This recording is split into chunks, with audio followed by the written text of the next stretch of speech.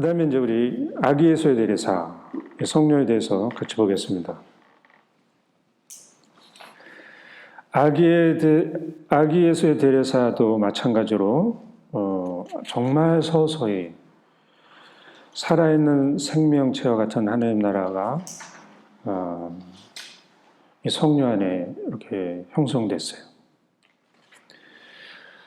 어떻게 형성됐는가 하는 것을 이 성녀는 어린 시절부터 어떻게 무엇을 했는지가 아주 자세히 그 기록이 많아요. 자서전을 써서 그렇기도 했지만 또 주변에 있는 사람들이 아주 잘 모아놨던 거예요. 근데 데레사는 언제 태어났는가 하고 제가 우리나라 역사하고 봤더니 대원군이 실각했을 때, 그러니까 그리고 경복궁 안에 있는 권총궁이 있어요. 권총궁 여러분 아세요?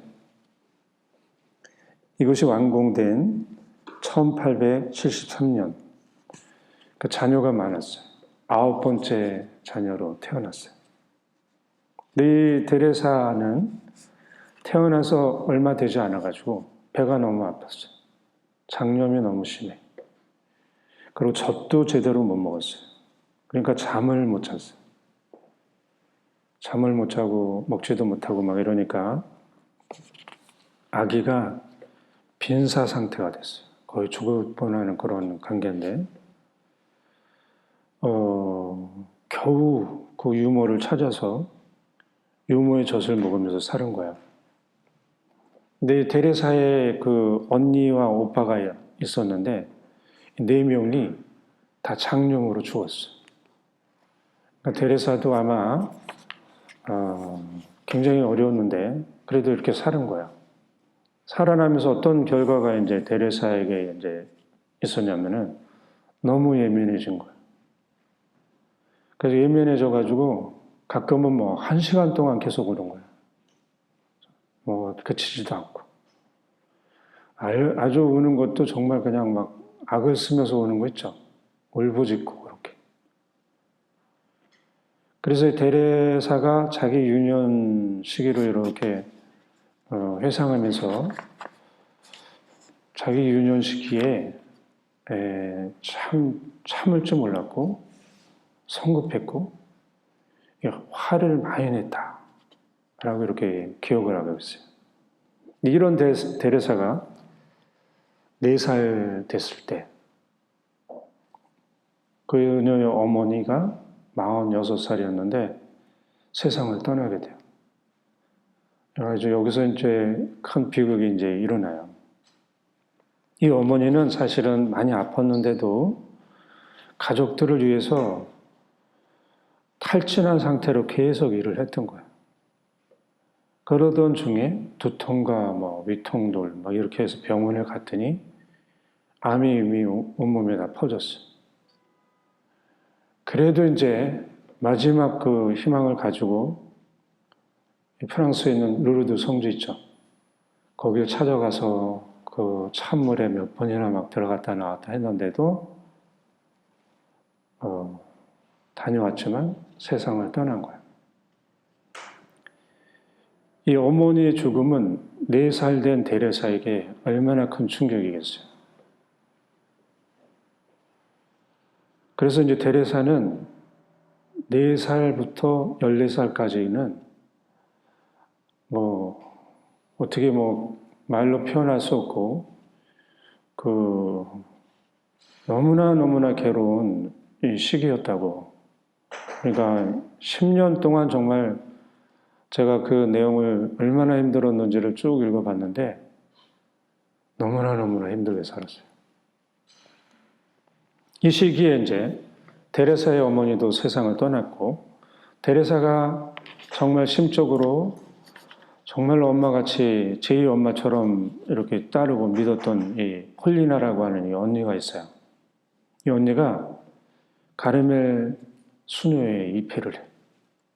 데레사는 완전히 혼자 남았죠.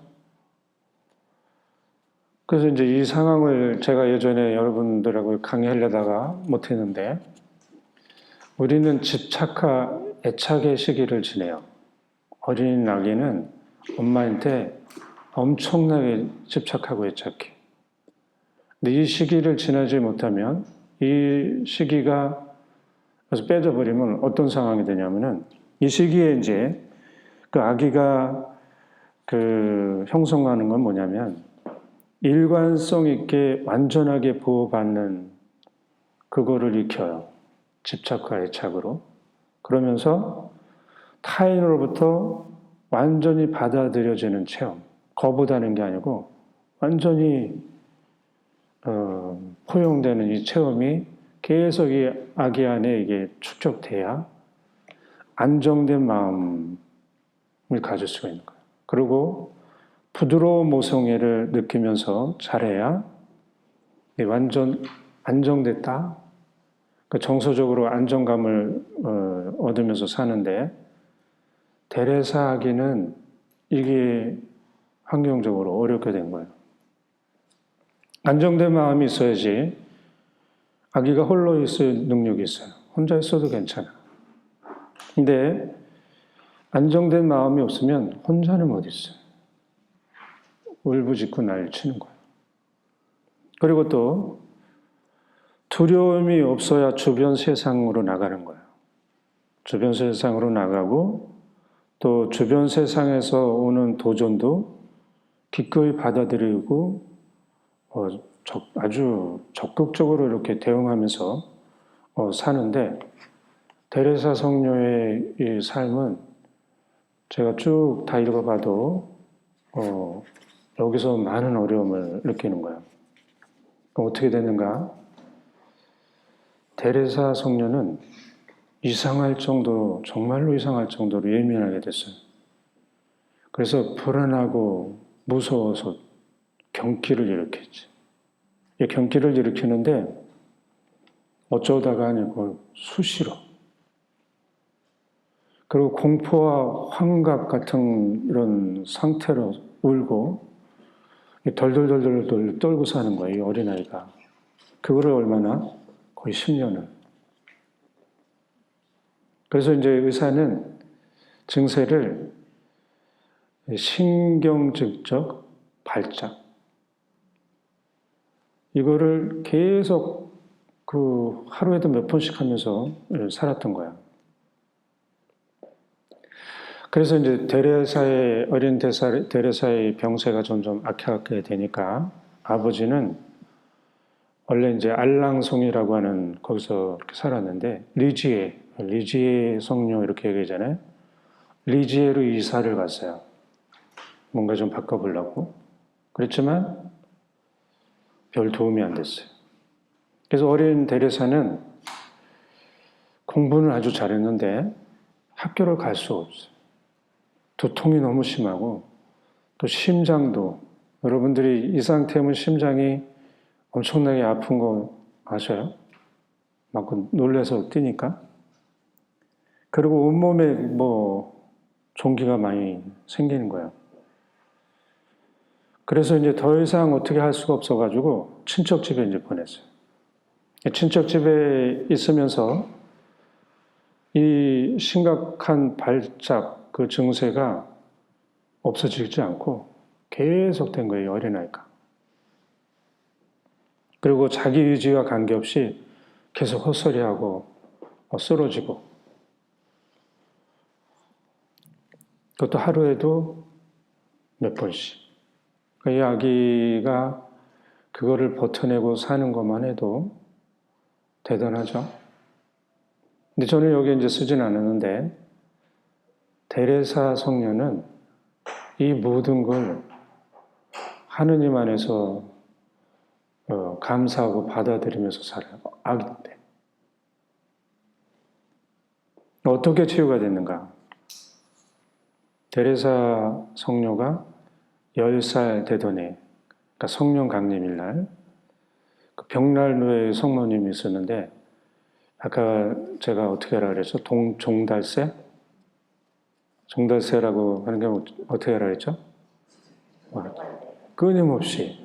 끊임없이 그 성모상을 보고 나를 가엾이 여겨주십시오라고 기도를 했는데 성모님이 아름다운 모습으로 또 환한 미소를 띠고 이 데레사를 보는 걸 데레사가 체험하게 돼요. 그래서 데레사는 그 발작 현상하고 헛소리하고 기절하는 게 좀 많이 줄었어요. 완전히 없어지진 않았고.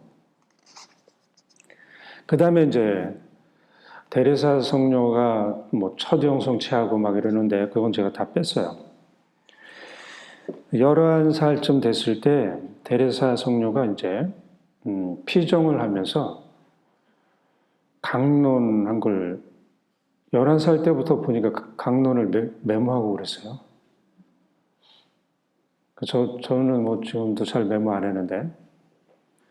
그래가지고 그 당시 신부님들의 강론 내용들이 주제가 보니까 강론 주제는 지옥, 죽음, 최후의 심판, 영원한 멸망 이런 거예요. 그러니까 이 당시에 제가 언제 말씀드렸죠. 뭐라 그러지? 태어나면서부터 구원을 받든지 못 받든지 결정된다. 이걸 뭐라 그랬죠? 네? 예정론. 예정론 때문에 청년들이 벌벌벌벌 떨고 살았던 거예요. 아기 예수 데레사도 벌써 11살에 이걸 느껴서 이런 결과 어떻게 돼요? 무서운 강론을 듣고 불안감이 너무 심해져서 새심증을 알아요. 이 새심증이라는 건 뭐냐면은 내가 손을 이렇게 했는데도 이렇게 한 게 부담이 되고 이것 때문에 괴로워하고 이러지 말았어야 되는데 하면서 사는 거예요. 그럼 고개를 이렇게 들은 거 가지고도 또 괴로워. 못 살겠죠, 이러면. 나의 모든 행동과 말과 행위가 다 불안하고 이게 잘못된 게 아닌가 하고 이렇게 되돌이켜보는 거예요. 그래서 데레사는 이 새심증이 얼마나 무서운 병인지는 경험해보지 않은 사람은 절대 알 수가 없다고. 너무나 고통스러운 그 병이었다고 이 자서전에 써요.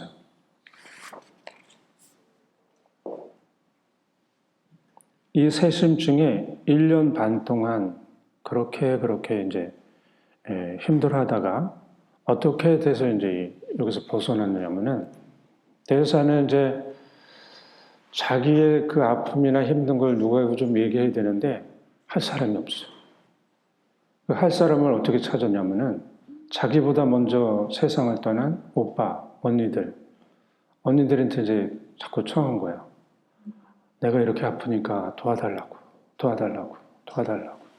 괴로움을 계속 건니 오빠들, 세상을 떠난 오빠들, 아가들이죠. 그 도움을 청했더니 데레사가 얘기하는 거는 즉각 응답이 왔다. 즉각 응답이 와서 새심증에 벗어나게 됐다. 그리고 데레사가 이제 언제 완전히 회복되느냐면은 같은 해에 이제 성탄절을 맞이했는데 성탄절에 영성체를 하게 됐어요. 이 영성체를 하는데 데레사 성녀가 느낀 거는 예수님이 아주 강한 힘을 가지고 데레사 안에 이렇게 온 거를 느낀 거예요. 그 강한 힘으로 그 나약한 데레사가 계속 힘을 받으면서 뭐 변하는 게 있는데 이것이 이제 데레사 성녀가 느끼기는 일시적인 게 아니고 완전히 치유되는 것 같구나 이렇게 계속 느꼈는데 데레사 성녀도 마찬가지로 여기서 예수님의 그 강한 빛으로 예수님이 강한 빛으로 데레사 성녀를 비췄고 이 강한 빛에 의해서 데레사 성녀는 이제 완전히 치유가 된 거예요. 14년 동안이죠, 그렇죠? 치유가 되니까 이제 어떻게 하겠어요? 즉시 갈멜 수도에, 수녀에 들어가려고 온갖 노력을 다 하는 거야. 그래서 아직 나이가 어려서 안 되는데 15살에 수녀에 들어가요. 근데 여기서 또 이제 참 어려운 일을 겪어요. 데레사 성녀가 수녀원에 들어갔을 때 바로 그 다음에 아버지, 데레사의 아버지 66세인데 정신병동에 그 폐쇄병동에 들어가게 돼. 왜냐하면 일상생활을 할 수 없을 뿐만 아니고 너무나 이상해져가지고. 근데 그 이유는 이제 뭐 여러 가지 마음의 충격이 많았겠죠. 그래서 3년 반 동안 이 폐쇄병동에 있게 돼. 이 과정에 이제 이 사건 이후에 데레사 성녀가 바뀌어요. 가족 관계 안에서 벗어나. 깔멜 수녀에 있었기 때문에 아버지를 위해서 뭐 할 수 있는 거는 거기 봉쇄 수녀라서 할 수 있는 게 하나도 없었겠죠. 그래서 벗어나서 온전히 이제 예수님께만 달려가는 사람이 돼요. 성덕에 도달하기 위해서 철저하게 예수님과 함께. 그래서 일상생활에서 무엇을 하든지 예수님과 함께. 아주 사소한 말조차도 사랑으로. 그래서 여기에 이제 아까 제가 종달새처럼 이렇게 얘기한다는 거 3분 이상 예수님을 잊어본 일이 없다고 그런 말씀하셔요. 끊임없이 모든 관에서 예수님께 의탁하면서 이제 사는 거예요. 그러다가 이제 또 16, 18살 때쯤 돼가지고는 또 새심증에 걸리는 거예요. 그래서 이제 이 성녀가 이렇게 회상을 하는데 그 고통이 너무 심해서 도대체 천국은 있는 건가 할 정도로 이제 너무나 힘들었던 거예요. 근데 이번에 이제 이 새심증은 신부님의 도움으로 이제 벗어나요. 제가 아까 말씀드렸죠. 운명론이라 그랬나? 그런 거로 예정론, 운명 예정론 맞아요. 그래가지고 많이 힘들었던 건데 데레사 성녀도 우리가 살다 보면은 실제로 잘못하는 것들이 많이 있잖아요. 그래서 내가 잘못하는 것으로서 하느님의 마음을 아프게 해야 되는 것 때문에 너무나 힘들고 괴로워하고 그랬는데 이것이 이제 새심증의 그 원인인데 신부님이 우리의 잘못으로 하느님이 절대로 마음 아파하지 않는다. 그리고 하느님의 자비를 체험해보고 너그러우신 하느님이라는 걸 알고서는 더 이상 이제 새심증에 시달리지 않게 돼요. 그 다음에는 이제 또 무슨 일이 일어나냐면은 우리도 얼마 전에 코로나 팬데믹이 있었죠. 근데 데레사 성녀 시기에 인플루엔자라는 거 있죠. 유행성 독감. 이게 전 유럽에 퍼져가지고 엄청난 사람이 죽었죠. 엄청난 사람이 죽었는데 그 유행성 독감이 수녀에 들어와서 수녀님들이 연이어서 막 돌아가시는 거예요. 그리고 우리가 어떤 모임도 하지 못했던 것처럼 그 당시에도 어떤 모임, 공동으로 밥을, 공동으로 기도, 공동으로 하는 건 아무것도 없었던 거야.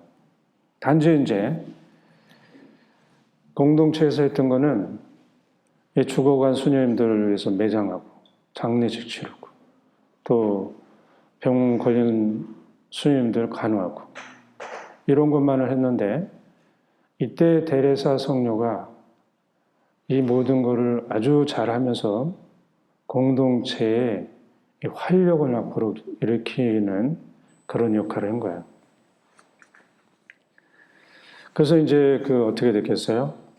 수녀님들이 많이 죽고 막 그러고 공동체가 막 이렇게 어지러운 판에 새로운 원장을 뽑게 됐는데, 그때 누가 그 원장으로 뽑혔냐면은 데레사 이 수녀님의 언니가 뽑힌 거예요. 그 폴리나라고 하는 그 수녀님이. 우리는 지금 여러분들을 잘 이해하지 못할 것 같아요. 원장이 봉쇄 수녀에서 무슨 역할을 하고 얼마나 대단한지. 봉쇄 수녀에서 수도회에서 원장은 정권을 가지고 있는 거예요. 그러니까 모든 것을 다 가지고 있어요. 이해가 되겠죠? 이 폴리나, 이 언니가 되면서 어떻게 되느냐 하면은 이 데레사 성녀는 이 폴리나 그 원장 수녀하고 아주 굉장히 잘 지냈잖아요. 언니를 통해서 자비와 용서, 너그러우신 하느님을 아주 깊게 이렇게 체험하게 되는 거예요. 그래서 영적으로 안정감을 얻고 깊게 성장하기 시작해요. 그래서 데레사 수녀가 온 힘을 다해서 예수님을 향하는 이 사랑의 길, 그래서 완전히 예수님께 믿고 내맡기고 위탁하면서 사는 삶을 하게 되는 거예요. 근데 데레사 수녀가 어린 시절부터 그렇게 많이 어려웠지만 포기하지 않고 하고 싶은 게 있었는데 성녀가 되고자 하는 거였어요. 아주 어릴 때부터 성녀가 되는데 성녀도 그냥 성녀보다는 가장 높은 성덕에 도달한 성녀가 되기를 원한 거예요. 그래서 이제 여러분들도 이런 은총이라 그럴까?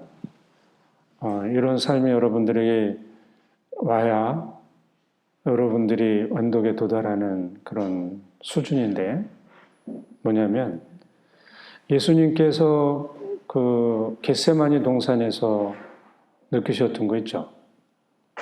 뭐냐면 하느님이신 예수님이 하느님이신 아버지로부터 완전히 단절되고 차단돼서 버림받은 느낌. 그 느낌이 얼마나 깊었는지는 몰라도 예수님이 피땀을 흘리시면서 기도하셨어요. 얼마나 깊었는지. 그래서 예수님은 그 아버지로부터 버림받은 그 체험을 통해서 아버지의 뜻을 완성했어요. 데레사 성녀도 이 모습이 그대로 보여요. 마치 사랑의 불이 꺼진 것 같고 예수님을 전혀 느낄 수가 없고 아무리 뭘 해도 메마름 밖에 없고 이것이 지속됐는데 데레사 성녀가 이 아무것도 느끼지 못할 때 사실은 데레사 성녀는 점점 완성돼 가는 거예요. 아무것도 못 느꼈지만 어느 때보다도 예수님이 하느님께서 데레사 성녀와 가장 가까이 있었던 시기고 이 시기를 통해서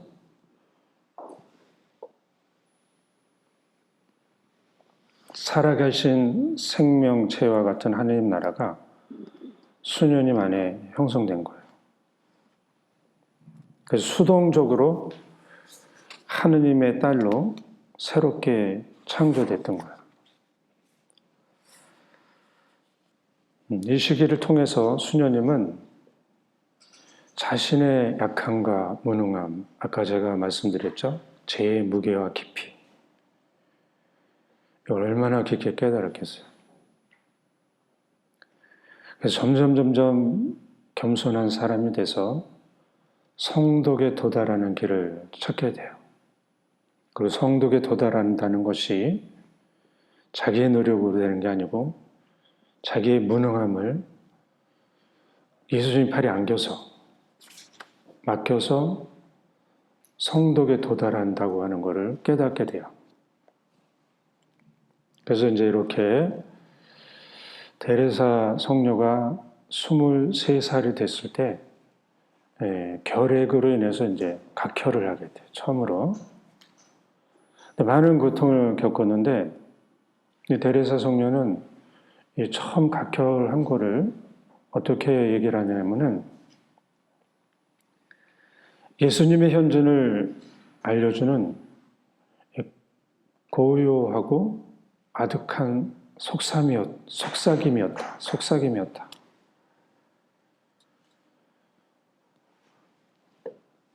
마지막 순간에 이제 또 이런 가운데 이 성녀는 사실은 하고 싶은 게 굉장히 많았어요. 뭐냐면은 사제도 되고 싶었어요. 미사도 드리고 싶고. 근데 할 수가 없어요. 또 선교도 가고 싶고. 또 뭐 하고 싶은 게 굉장히 많았는데 이걸 다 할 수 없는 게 너무 안타까웠던 거예요. 그래서 어떻게 하면 이걸 다 할 수 있는가 이렇게 자꾸 하다가 이 사랑이라고 하는 성소 안에는 이 모든 것을 다 이룰 수 있는 것을 발견해요. 그래서 자기의 성소는 사랑이다 하는 것을 죽기 전에 이제 찾아내요. 나의 성소는 사랑입니다. 그리고 이제 24살 때 십자가를 이렇게 자기 손에 든 십자가를 이렇게 바라보면서 나의 하느님, 당신을 사랑합니다. 그렇게 사랑의 고백을 하고 예수님께 갔어요. 그래서 이제 우리는 이제 데레사 성녀를 통해서 어린아이들, 특별히 어린아이들 중에 지금도 제가 봐도 너무나 고통스럽게 자라나는 아이들이 있어요. 이 아이들에게 엄청난 희망이 될 것 같아요. 데레사 성녀의 어린아기의 이 삶 전체를 하나하나 읽어보면은 어떻게 그 나이에 그거를 이겨낼 수 있을까 할 정도로 그걸 또 어떻게 또 그 뜨거운 하느님의 사랑의 선물로 은총으로 받아들이면서 견뎌내고 살아냈을까 그랬는데 이게 다 하신 거예요. 보통 우리는 저도 그렇고 여러분들 그렇고 조금만 힘들어도 예수님 왜 그러십니까? 좀 제발 그러지 마십시오 이러는데 데레사 성녀는 제가 아무리 찾아봐도 그게 없어요. 감사하는 거예요. 여기서 마치겠습니다.